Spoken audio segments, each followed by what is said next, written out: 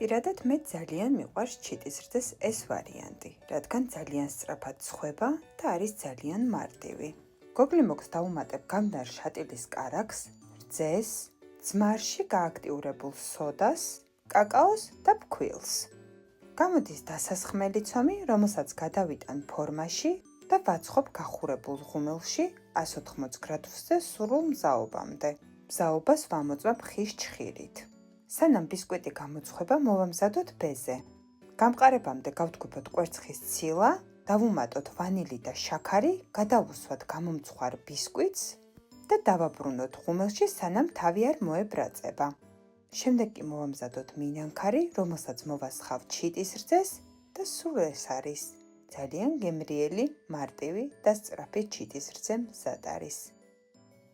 მსგავსი საინტერესო რეცეპტებისთვის ჩემი გამოწერა არ დაგავიწყდეთ.